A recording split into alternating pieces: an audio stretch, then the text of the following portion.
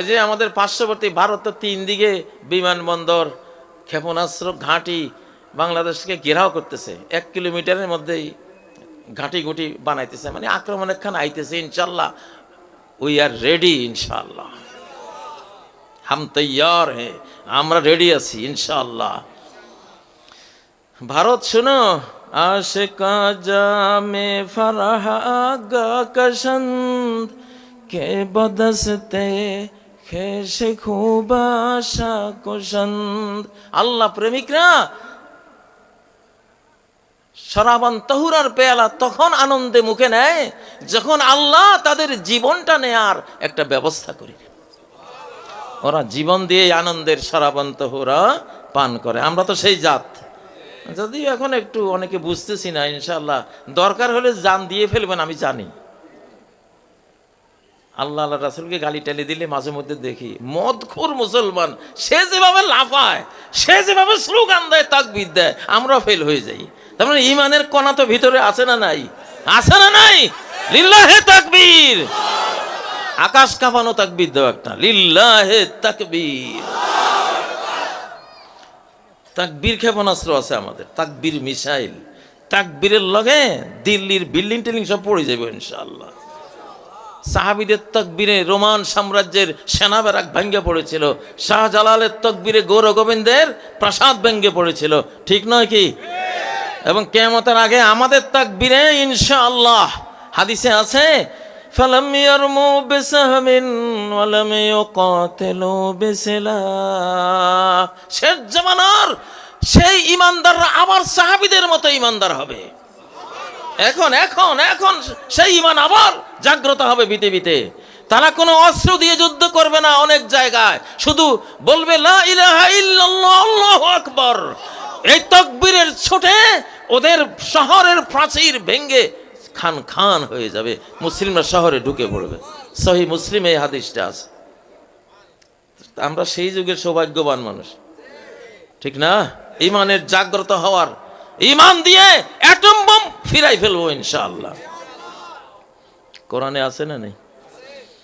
আল্লাযীনা আমানু ওয়া লাম ইয়ালবিসু ঈমানাহুম বিযুলম উলাইকা লাহুমুল আমনু ওয়া হুম মুহতাদুন। যার ঈমান আছে ঈমানের মতো, ঈমানের সাথে কোনো পাপ, জুলুম, অত্যাচার, শিরিক এগুলো মিশায় নাই, সাক্কা ঈমানদার। এর জন্য রয়েছে দুনিয়ার নিরাপত্তা, কবরের নিরাপত্তা, হাসরের নিরাপত্তা। জাহান্নামের আগুনে ঢুকে শাফাত করে মানুষকে বের করে আনবে। আগুন বলবে তুমি তাড়াতাড়ি বের হও, তোমার ঈমানের নূর আমার আগুন তো নিভাই ফেললো। জাহান্নামের আগুন হলো সবচেয়ে কঠিন। সেই আগুনে ঈমানের নূরের সামনে চিৎকার করে বলবে তুমি তাড়াতাড়ি বের হও, আমি শেষ হয়ে গেলাম। তো তোর অ্যাটম বোমের আগুন কোন ছাতা, কোন মাথা, এটা ঠিক না ঠিক?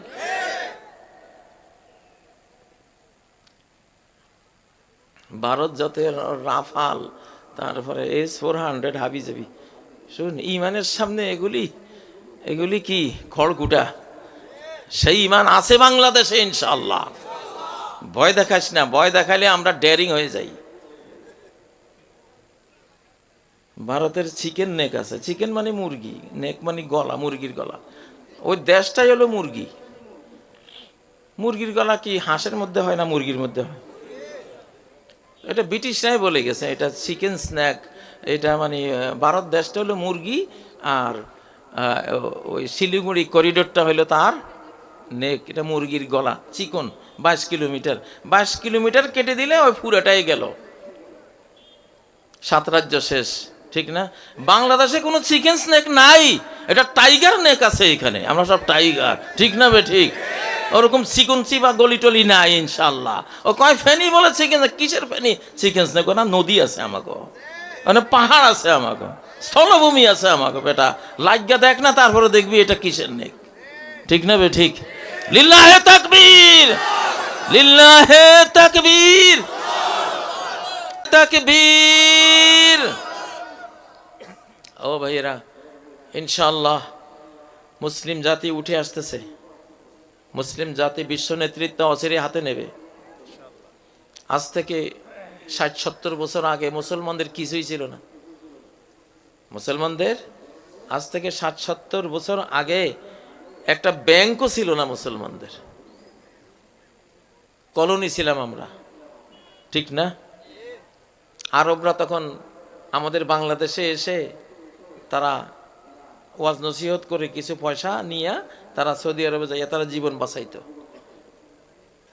আজকে এক স্বর্ণের খনি আল্লাহ মক্কার কাছে দিয়ে দিয়েছে, 125 কিলোমিটার লম্বা। সারা বিশ্বের মানুষদের স্বর্ণের পট্টি হয়ে যাবে ওই জায়গাটা। এইরকম অবস্থা। তেল তো আছেই, গোটা মুসলিম বিশ্ব সম্পদের উপরে ভাসতেছে। বাংলাদেশে এই যে সোনাদিয়া দ্বীপ, যেটা এই দ্বীপে 7 লক্ষ টন রেয়ার আর্থ নামক এমন মূল্যবান, মহামূল্যবান পদার্থ আবিষ্কার হয়েছে, স্বর্ণের চেয়েও দাম বেশি ইনশাআল্লাহ। তো আমাদেরকে ভালো হইতে হবে। কি হইতে হবে? আল্লাহ তো বলে দিয়েছেন, وَمَن يَتَوَلَّهُم مِّنكُمْ فَإِنَّهُ مِنْهُمْ। বিজাতি বেঈমানদেরকে যারা বন্ধু বানায় তারা তাদেরই অংশ, তাদেরই অন্তর্ভুক্ত। এরা মুসলমান না, ওরা মুসলমানই না। ওরা চায় বাংলাদেশ উন্নত হলে ওদের সমস্যা, এই বাংলাদেশ উন্নত অস্ত্র কিনলে ভারতের সমস্যা, বাংলাদেশের জিডিপি বাড়লে ভারতের সমস্যা, বাংলাদেশের মানুষ সুখী হলে ওদের সমস্যা, এই দেশের যদি বড় নেতা তৈরি হয় ওদের সমস্যা, এই দেশে বড় বিজ্ঞানী তৈরি হয় ওদের সমস্যা। আরে বাবা, তোমার সমস্যা তুমি বুঝো, আমার সমস্যা আমি বুঝবো না? আমার দেশে আমি বড় হবো ইনশাল্লাহ, আমার দেশ আমি স্বাধীন রাখবো ইনশাল্লাহ। আজকে আমি এখন যেই মাহফিলে যাই, আমি স্বাধীনতার উপরে একজনের হাতে বাইয়াত নেই। একজন, এটা নিয়ম ইসলামের, একজন বাইয়াত করবে, সবাই এর ভিতরে সামিল থাকবে। স্বাধীনতার ডাক দিলে যদি বাংলাদেশ আক্রান্ত হয়, আমরা হুঙ্কার দেব, গোটা জাতি ঝাঁপিয়ে পড়বে দেশমাতৃকা রক্ষার যুদ্ধে ইনশাআল্লাহ। কারা রেডি আছেন? লিল্লাহে তাকবীর। স্বাধীন বাংলাদেশ, স্বাধীন বাংলাদেশ, এটা মুসলিম মানচিত্র, এটার জন্য জীবন দিলে শহীদ। এই মানচিত্র 47 আমরা নিছি আল্লাহকে সেজদা দেওয়ার জন্য, কোরআন পড়ার জন্য, কোরআন মানার জন্য, ঠিক নয় কি? এখানে আমরা এই মানচিত্র নিছি মহানবী সাল্লাল্লাহু আলাইহি সাল্লামের সুন্নত মতো জীবন যাপন করার জন্য। একমাত্র দেশ পৃথিবীর বুকে যার জন্মই হয়েছে ইসলামের জন্য। অতএব এই মানচিত্রের জন্য যেই বিজিবি জীবন দিবে তারা শহীদ, যে সেনা সদস্য জীবন দিবে তারা শহীদ, যে সরকার জীবন দিবে তারা শহীদ, যে জনগণ জীবন দেবে তারা শহীদ। কারণ এটা আল্লাহর শহর, আল্লাহর দেশ, আল্লাহর জন্য নেওয়া একটা দেশ।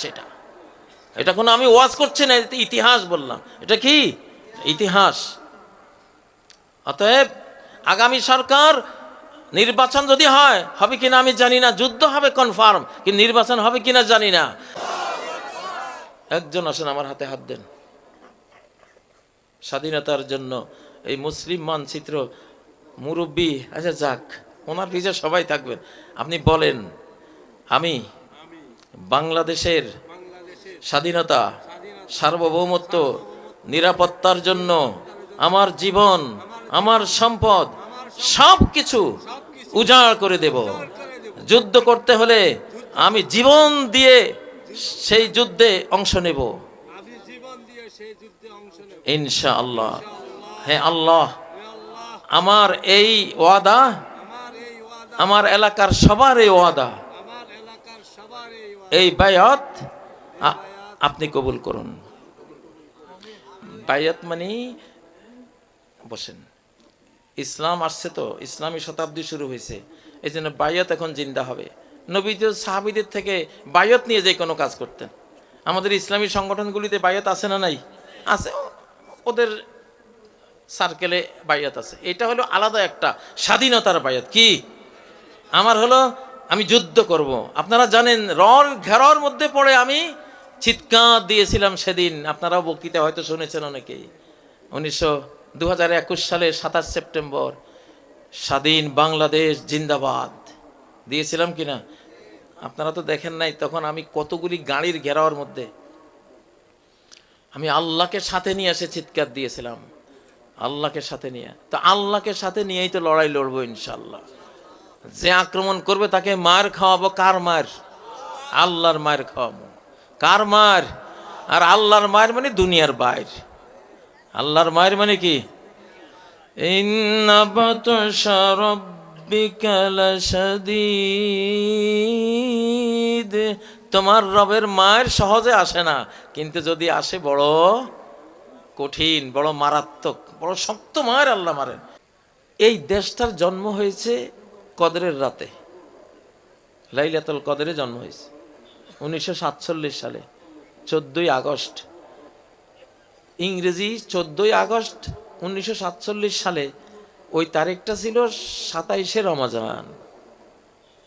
27শে রমাদান। পৃথিবীতে আর কোনো একটা রাষ্ট্র আপনি দেখাইতে পারবেন না যে কদরের রাতে এই রাষ্ট্রের জন্ম হয়েছে। আমি এবার দেখতেছি আল্লাহ বাংলাদেশকে বিশ্ব সেরা একটা দেশ হিসাবে আল্লাহ পরিণত করবেন ইনশাআল্লাহ। আমাদের সামনে, আমরা তো নির্বাচনের কথা আমরা জানি, নির্বাচন আসতেছে, কিন্তু আমার মনে হয় কি বিশাল এক যুদ্ধ আসতেছে, বিশাল এক যুদ্ধ আসতেছে। নির্বাচনের আগে নির্বাচনী বিস্ফোরণ ঘটায় ওরা। কিছু নির্বাচনী বিস্ফোরণ আছে ওইগুলি ঘটাইয়া কয় বাংলাদেশে করছে, তুরস্কে করছে, পাকিস্তানে করছে। আমাকে খাইয়ার কাম নাই। আমরা বাংলাদেশিরা আমাদের দেশ নিয়ে আমরা ভাবি, তোমার বিদেশে, তোমার দেশে তুমি কি করো, এগুলি নিয়ে তো আমাদের কোনো মাথা ব্যথা নেই। ঠিক না বে ঠিক? বাঙালি জাতি, বাংলাদেশি জাতি আগ্রাসী জাতি না। কোথাও কোনোদিন আমরা হামলা করতে যাই না, এটা আমাদের ইতিহাসেই নাই। আমরা শান্তিপ্রিয় জাতি, ঠিক না? কিন্তু আমাদেরকে যদি কেউ আক্রমণ করে, হে আলেকজান্ডারটা গ্রেট হলেও তার এই ধরা পৃষ্ঠ থেকে আমরা বিদায় করার ক্ষমতা রাখি ইনশাআল্লাহ। ঠিক না বে ঠিক? বাংলাদেশি জাতি হার না মানা জাতি। বলবীর বল উন্নত মম শির, শির নেহারে আমারই নত শির, শিরই শিখর হিমাদ্রির। ঠিক নয় কি? আমাদেরকে নিয়ে হেলা খেলা করো না। আমরা শান্তিতে আছি, আমাদের দেশ নিয়েই আমরা আছি। নিজেরা বোমাবাজি করো, ওই যে হোলি আর্টিজান নাটক, এগুলি সব নাটক। যত যে সন্ত্রাস মন্ত্রাস এগুলি যে বলে সব নাটক, মিথ্যা কথা সব। ঠিক না বে ঠিক? এগুলি করতেছে কেন? আমি ইতিহাস ঘাটলে আমি দেখি মুসলমান বেঈমানরা যখন অমুসলমানের সাথে ষড়যন্ত্রে লিপ্ত হয়, তখন অল্প সময়ের মধ্যে সেই মুসলমান দেশ আক্রান্ত হয়। কি বলছি? মুসলমান গাদ্দার মির্জাফররা, বিশ্বাসঘাতকরা, মুসলমান বিশ্বাসঘাতক যখন অমুসলিমদের সাথে দেশ বিরোধী চক্রান্ত করে, তখন অল্প সময়ের মধ্যে ওই দেশ, ওই মুসলমান দেশ আক্রান্ত হয়, ওই বিজাতিরা আক্রমণ করে। প্রথম উদাহরণ নবাব সিরাজের আমলে মির্জাফর, ঠিক না? ঘসেটি বেগম, এই পুরুষ শক্তি নারী শক্তি ক্লাইভের সাথে ষড়যন্ত্র করেছিল। ষড়যন্ত্রের 6-7 মাসের মধ্যেই সম্ভবত আমাদের এই দেশটা 200 বছরের গোলামির জিঞ্জিরে আবদ্ধ হয়ে যায়। পলাশির যুদ্ধ হয় 6-7 মাসের মধ্যে, পলাশির যুদ্ধ হয়। সেই যুদ্ধে, যুদ্ধ তো নয় প্রহসন, মির্জাফর তার 45,000 আমাদের বাংলাদেশি সৈন্য নিয়ে এসে দাঁড়ায় দিয়েছে। 5,000 সৈন্য নিয়ে নবাব সিরাজ যুদ্ধ করতেছে। ওই সময় বৃষ্টি আসলো, যুদ্ধ থামলো। সিরাজ মির্জাফরের কাছে চিঠি লিখলো, এই তো সুযোগ, তুমি এই সময় একটু আসো না, এই বিদেশি শক্তিটারে আমরা ধ্বংস করে দেই। সিরাজ তো অল্প বয়স্ক ছিল, মির্জাফরের চাল বুঝে নাই। মির্জাফর লিখছে যে তুমি সিরাজ, তুমি এখন চলে আসো, এখন বৃষ্টি হয়েছে, যুদ্ধ শেষ, আমি আগামীকাল আমার ওই 45,000 সৈন্য দিয়া লর্ড ক্লাইভের মাত্র 3,000 সৈন্য, এগুলিরে কচুকাটা করে দেব। এই বিশ্বাসঘাতক এই কথা বলে যখন নবাব সিরাজ যুদ্ধ ক্ষান্ত দিছে, তখন সে তলে তলে চিঠি লিখে ক্লাইভের কাছে পাঠাইছে, এই সুযোগ, তুমি এখন সিরাজের বাহিনীকে হামলা করো। তখন ওনারা যুদ্ধে রণভঙ্গ দিয়ে দিছে, সৈনিকরা চলে যাচ্ছে। ওই সময় পিছন থেকে আক্রমণ করলে কি আর সামলানো যায়? মাত্র 5,000 আমাদের সিরাজ এবং তার বাহিনী, সেই করুণ ইতিহাস। আমরা 200 বছরের গোলাম হইলাম। কেন হইল?